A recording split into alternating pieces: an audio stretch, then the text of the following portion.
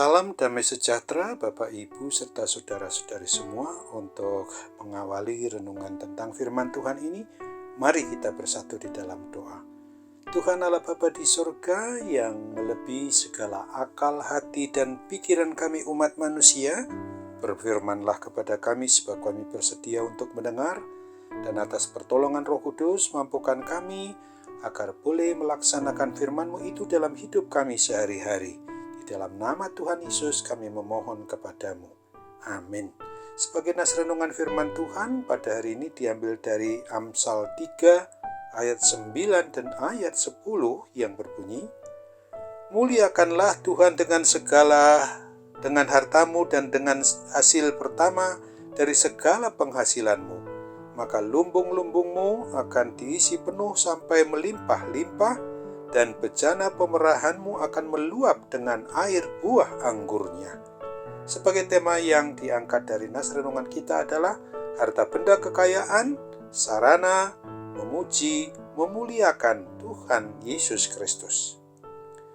Nas renungan firman Tuhan pada hari ini adalah untuk mengingatkan kita, umat milik Kristus ini, agar hidup kita jangan hanya untuk mencari dan mengumpulkan harta untuk kepentingan bagi kesenangan diri kita sendiri saja.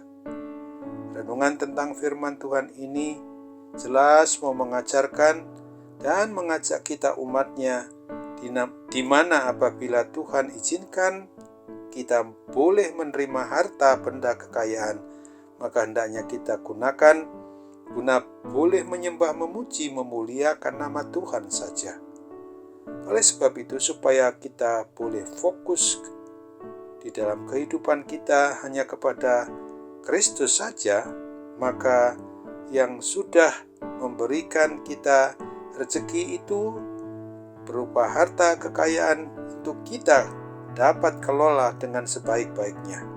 Firman Tuhan ini memang menjanjikan akan melimpahkan rezeki bagi umatnya yang mau menyembah, yang mau memuji dan memuliakan Tuhan dengan hartanya, dengan seluruh kekayaan anugerah Tuhan itu. Hal ini banyak disalahartikan oleh sebagian umat Tuhan. Kalau ingin banyak harta, agar mau mempersembahkan harta kita buat pelayanan aktivitas di dalam persekutuan kesaksian dan pelayanan gerejawi.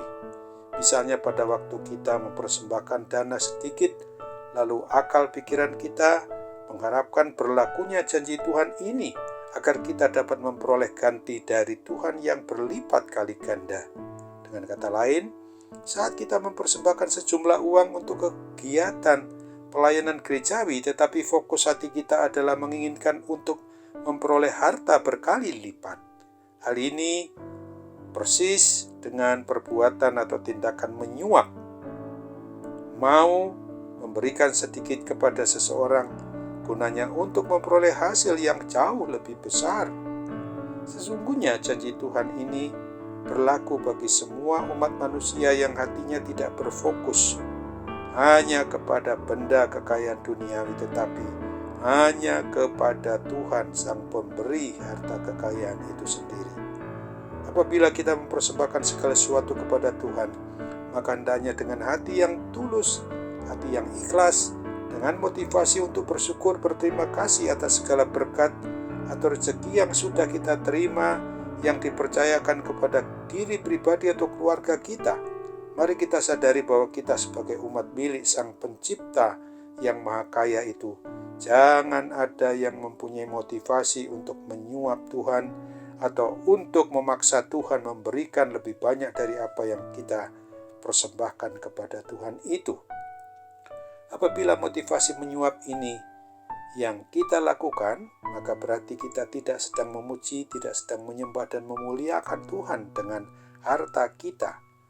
Penulis Amsal ini mau mengungkapkan bahwa dengan demikian yang dimaksud dengan menyembah, memuji dan memuliakan Tuhan Allah Bapa kita dengan harta yang kita terima, yang dipercayakan Sang Pemilik segala sesuatu itu, dapat kita imani, dapat kita percayai bahwa pada saat menggunakan harta kekayaan kita itu adalah tidak untuk kebutuhan diri kita sendiri, atau di dalam hal memberi atau menolong atau kegiatan apa saja, maka hendaknya di dalam suasana hati kita, perkataan kita, sikap dan tingkah laku perbuatan kita selalu didasari oleh motivasi untuk menyembah, memuji, dan memuliakan nama Tuhan Allah Bapa di sorga, tanpa berfokus pada kehormatan diri atau minta dihargai orang lain, karena memang kita telah memberikan, menyalurkan harta kekayaan itu yang merupakan hanya benda mati belaka.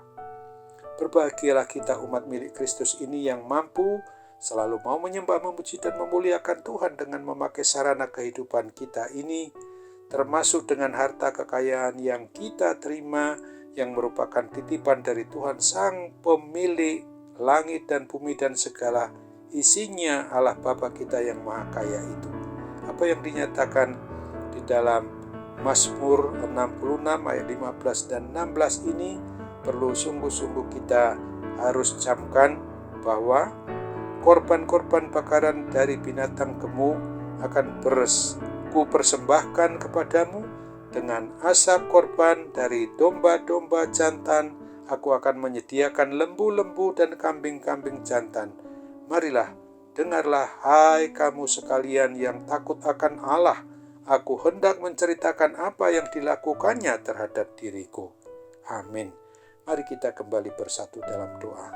Terima kasih Bapa di surga untuk firman Tuhan yang mengingatkan kami hari ini, supaya kami mampu dan mau hanya untuk memakai harta benda kekayaan ketika kami mempersembahkannya kepadamu adalah sarana, alat untuk memuji, menyembah, memuliakan nama Tuhan Yesus Kristus saja. Dikaulah Tuhan dan Raja gerejamu di atas muka bumi ini, dan mampukan kami sebagai Tuhan dan Juru Selamat kami satu-satunya hanya Dikau yang memang mampu memberikan apa yang kami butuhkan, untuk kelak kami dapat menerima suatu kehidupan yang tidak binasa, yaitu hidup yang kekal. Dikala saat ini kami ada gangguan sakit penyakit apapun bentuknya, Bapak, kami percaya Tuhan pasti akan pulihkan kami, Tuhan akan sembuhkan kami, dan kami boleh hidup sehat, karena semua juga obat perawatan yang kami gunakan adalah sarana-Mu. Dalam nama Tuhan Yesus kami berdoa. Amin.